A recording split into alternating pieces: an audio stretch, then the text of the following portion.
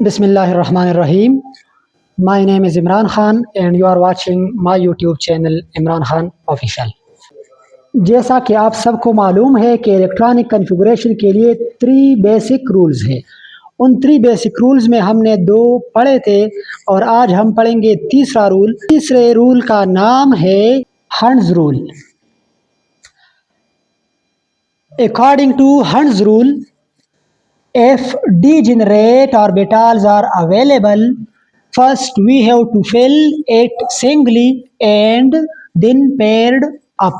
इस रूल के मुताबिक अगर हमारे पास डीजेनरेट ऑर्बिटल्स अवेलेबल हो तो पहले हम इन ऑर्बिटल्स को सिंगली फिल करेंगे और अगर फिर हमारे पास इलेक्ट्रॉन मौजूद है तो फिर इनको पेयर्ड अप करेंगे यानी जोड़े बनाएंगे। अभी यहाँ पर एक टर्म इस्तेमाल हुआ है वो है degenerate. What is degenerate orbitals? Degenerate orbitals are those orbitals having same energy. यानी ऐसे orbitals जिसकी प्रिंसिपल क्वांटम नंबर एक जैसे हो, प्रिंसिपल क्वांटम नंबर सेम हो, तो ऐसे ऑर्बिटल की एनर्जी सेम होती है और ऐसे ऑर्बिटल को हम डीजेनरेट ऑर्बिटल्स कहते हैं। या simply we can define it as orbitals having same energy. ऐसे ऑर्बिटल जिसकी एनर्जी सेम हो। For example we know that in p orbital there are 3 sub orbital that is called px, py and pz. all these orbital are degenerate. मतलब ये कि p में जो 3 sub orbital है px, py and pz ये degenerate है क्योंकि इसकी एनर्जी सेम है और ये एक ऑर्बिटल से बिलोंग करती है, लिहाजा px, py and pz are the example of degenerate orbitals. The second example is in d orbitals there are 5 suborbitals which are named as dxy, dyz, dxz, dx square y square and dz square. ये तमाम 5 sub orbital D orbital से belong करती है और इन तमाम 5 orbital की energy same है, लिहाजा this is called degenerate orbital.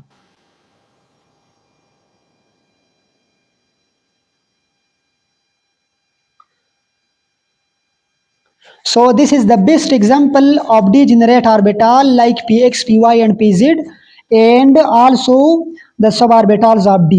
Both these are called degenerate orbitals. Now we are coming to example.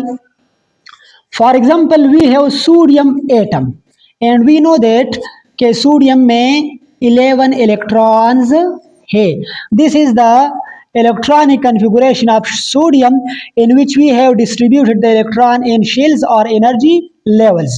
लेकिन अगर हम सोडियम की इलेक्ट्रॉनिक कन्फिगुरेशन करें on the basis of orbital, so according to Hund's rule तो हमारे पास 1 इसमें 2 इलेक्ट्रॉन्स आएंगे, 1 is 2, इसी तरह 2 इसमें भी 2 इलेक्ट्रॉन्स आएंगे। पहले हम 1 इसको फिल करेंगे क्योंकि 1 इसकी एनर्जी कम है 2 इससे। अभी जो हमारे इस टॉपिक का मेन मकसद है वो है filling the electron in the p orbital. As we know that there are 3p suborbital in the p orbital, that is called 2px, 2py and 2pz. These 3 are degenerate orbitals meaning they have same energy.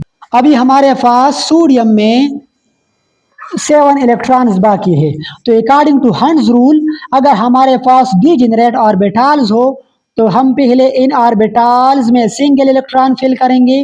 तो यहाँ पर मैंने इन तीनों में single electron fill किए और अगर electron मौजूद हो तो फिर इसको पेयर्ड अप करेंगे यानी जोड़े बनाएंगे।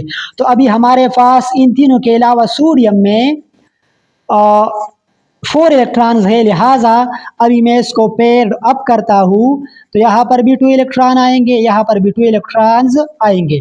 हम जब इन तमाम इलेक्ट्रॉन्स को जमा करेंगे तो ये बनेंगे 10 इलेक्ट्रॉन्स, जबकि सोडियम में 11 इलेक्ट्रॉन्स है, लिहाजा द रिमेनिंग इलेक्ट्रॉन में फिल करता हूँ और ये होगी 3s1। ये जो इलेक्ट्रॉनिक कन्फिगुरेशन मैंने की, यहाँ पर जो 2p में मैंने इलेक्ट्रॉन फिल किए, तो this is according to Hund's rule. अभी यहाँ पर तो हमारे पास 6 इलेक्ट्रॉन थे, तो ये तो हमने फेयर अप किए। अगर हमारे पास 3 इलेक्ट्रॉन हो और हम इसको p में रखना चाहते हैं, तो py, px और pz इन ऑर्बिटल्स को, ठीक है। तो this electronic configuration is also according to Hund's rule. अगर हमने ऐसा किया कि पहले यहाँ पर 2 इलेक्ट्रॉन रख लिए और यहाँ पर 1 इलेक्ट्रॉन फिल किया, तो दिस इज रॉन्ग और यहाँ पर हंड्स रूल, तो दिस इज रॉन्ग और यहाँ पर हंड्स रूल फॉलो नहीं हुए। अभी हम आते हैं सेकंड एग्जांपल की तरफ। Consider magnesium and we know that there are 12 electrons in magnesium atom। अगर मैं मैग्नीशियम की इलेक्ट्रॉनिक कन्फिगुरेशन करना चाहूँ, तो पहले मैं लोअर एनर्जी ऑर्बिटल को फिल करूंगा।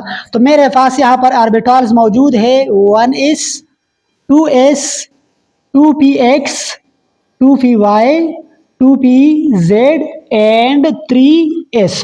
तो अकॉर्डिंग टू अबव प्रिंसिपल, पहले मैं लोअर एनर्जी ऑर्बिटल फिल करूंगा। मेरे पास 12 इलेक्ट्रॉन्स है, तो पहले मैं 1s को फिल करूंगा, तो यहाँ पर आ जाएगा 1s2। फिर मैं 2s को फिल करूंगा, तो यहाँ पर आ जाएगा 2s2। अभी ये 4 इलेक्ट्रॉन्स हुए, जबकि मेरे पास 12 इलेक्ट्रॉन्स है, 8 इलेक्ट्रॉन्स बाकी है। तो अभी आते हैं 2p में। तो 2p में हम क्या अप्लाई करेंगे? 2p में 3 ऑर्बिटल्स है और तीनों की एनर्जी सेम है। अकॉर्डिंग टू हंड्स रूल, पहले मैं इन तीनों ऑर्बिटल्स को सिंगली फिल करूंगा, यानी तीनों ऑर्बिटल्स में पहले मैं एक एक इलेक्ट्रॉन रखूंगा। और अगर फिर मेरे पास इलेक्ट्रॉन हो, तो फिर मैं पेयर्ड अप करूंगा, जोड़े बनाऊंगा। तो ये तमाम इलेक्ट्रॉन कुल मिला के 7 इलेक्ट्रॉन्स आते हैं, जबकि मेरे पास अभी भी मैग्नीशियम के 4 इलेक्ट्रॉन्स बाकी है। लिहाजा अकॉर्डिंग टू हंड्स रूल, अभी मैं इन डीजेनरेट ऑर्बिटल्स को फिल करूंगा और फिर किस में जाऊंगा? 3s में जाऊंगा। तो यहाँ पर 3s में एक इलेक्ट्रॉन रखता हूँ और फिर दूसरा इलेक्ट्रॉन भी रखता हूँ। ये तो हो गई इलेक्ट्रॉनिक कन्फिगुरेशन ऑफ मैग्नीशियम। इसको मैं इसी तरह लिख सकता हूँ 1s2, 2s2, 2p6 and 3s2। अब ये जो मैंने इलेक्ट्रॉन की स्पिन अपोजिट ड्रा की है, तो this is Pauli exclusion principle, and Pauli exclusion principle says that if there are 2 electron in the orbit, they must have opposite spin. यानी एक ऑर्बिटल में ज्यादा से ज्यादा 2 इलेक्ट्रॉन्स आते हैं और इन दोनों इलेक्ट्रॉन्स की स्पिन हमेशा अपोजिट होगी। अगर एक की स्पिन अपवर्ड होगी, तो दूसरे की क्या होगी? दूसरे की डाउनवर्ड होगी। या हम यूं कह सकते हैं कि अगर एक इलेक्ट्रॉन की स्पिन क्लॉकवाइज है, तो दूसरे की एंटी क्लॉकवाइज होगी।